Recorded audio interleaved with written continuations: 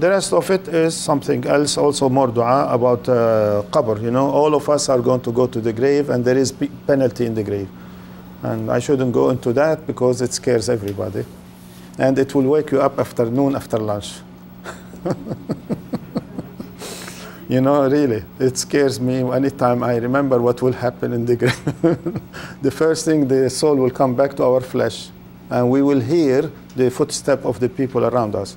And this brings us to the medical doctor. Your definition of death is different from definition of death of Islam. Definition of death in Islam, when the heart is stopped, still the central nervous system is functioning. The dead person can see, can hear, but cannot communicate. For that reason, close the eyes.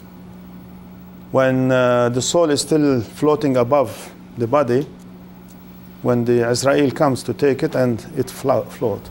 We cry, we scream, we shout. Oh. Israel will stand at the door like this, looking at each one of us. Why you are screaming? My next time is yours. You are not aware. Next time is yours. Me? Yes. All of you are going to them.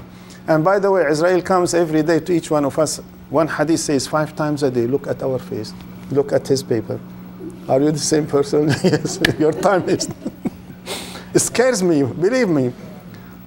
And then I have so many stories like this, believe me, so beautiful and so scary, but it is very interesting. When we go to the grave, then the soul will come back to us. Then 2 angels, Munkar and Nakir, comes to you, nobody with you. Imagine yourself, you are in the grave inside, and nobody is with you. And now the 2 angels, how they look like? Did you read how they look like? Rasul Sallallahu Alaihi Wasallam told us, each eye is as big as a pot, and each tooth is as big as a horn of an ox. When they talk to you like a thunder. It's scary or not? When you are by yourself inside the grave and they are talking to you with the voice of thunder, and nobody with you. You know, even Sahaba were scared when Rasul Sallallahu Alaihi Wasallam was telling them that story. And you know, Umar ibn Khattab radiallahu anhu is tall, husky, militant man. He started crying. Kafa, kafa, ya Rasulullah, please, ya Rasulullah, it's enough, please make dua for me, I will not be in that state. He said, don't worry, يُثَبِّتُ اللَّهُ الَّذِينَ آمَنُوا بِالْقَوْلِ الثَّابِتِ فِي الْحَيَاةِ الدُّنْيَا وَفِي الْآخِرَةِ. Allah will give strength to all those believers now and in the grave and in the day of judgment. You know what he did? I wish today you do something like that.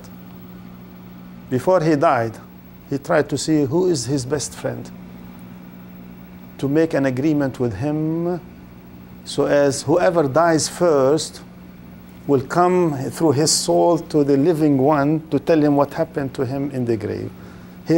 He saw the most bashful Sahabi. Who is the most bashful Sahabi? Uthman ibn Affan. He put hand in hand and make a shake hand. Please, brother, if any one of us die, if you die before me, please let your soul come to me to tell me what happened. If I die, I'll pray to Allah to come to you to tell you in your dream what happened. Who died first?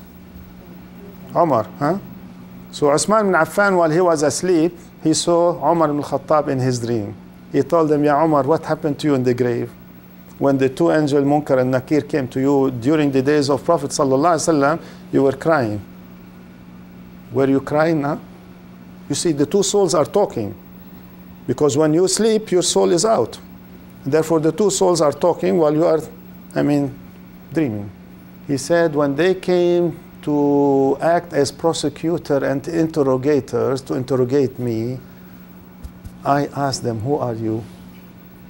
Instead of they coming to ask me, I asked them. They said, we are Munkar and Nakir. Why you are coming here? We just take the report.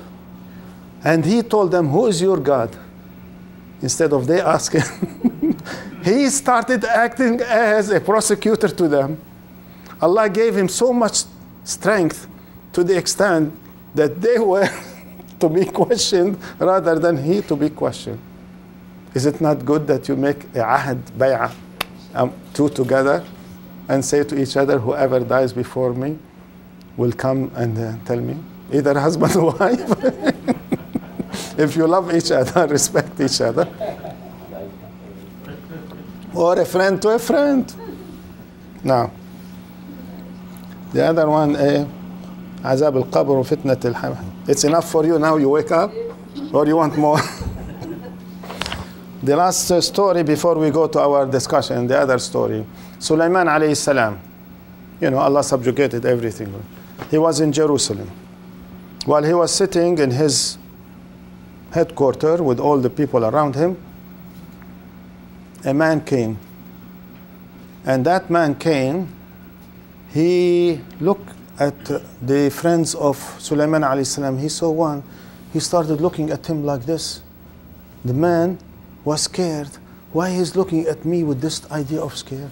And then he went and whispered to Sulaiman, how come this man is here?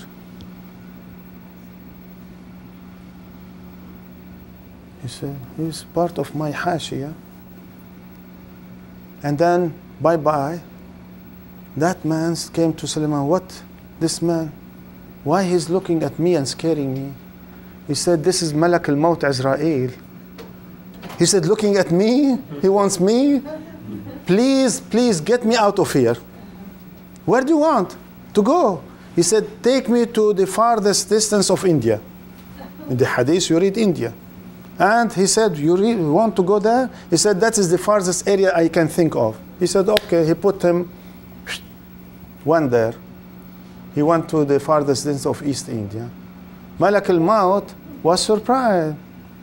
He was supposed to take his soul from India, not from Jerusalem. But after a few minutes, he saw him there. He said, I went there to take your soul in India. I saw you with Sulaiman. And he said, but I decided for myself to run away from you to India. He said, no, I'm supposed to catch you in India. He took him. He came back to Sulaiman. He said, see, I was supposed to take his soul there. How did you send him there? He said, he asked me to send him there. He decided to go there by intuition from Allah. Which means I can die now, I can die tomorrow. And by the way, don't ship the body anywhere else. Wherever you die, bury the person in the same place. Rasul sallallahu alaihi wasallam's body was not shipped to Mecca. It stayed in Medina and in his own house even. So those who tell you, please, I want to send the body of my to overseas, embalming, expense.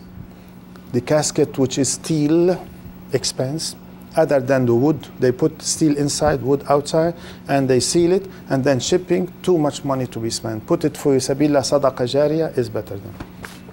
سبحان ربك رب العزة عما يصفون وسلام على المرسلين والحمد لله رب العالمين. ربنا آتنا في الدنيا حسنة وفي الآخرة حسنة وقنا عذاب النار. ربنا لا تزغ قلوبنا بعد إذ هديتنا وهب لنا من لدنك رحمة إنك أنت الوهاب. وصلي وسلم وبارك.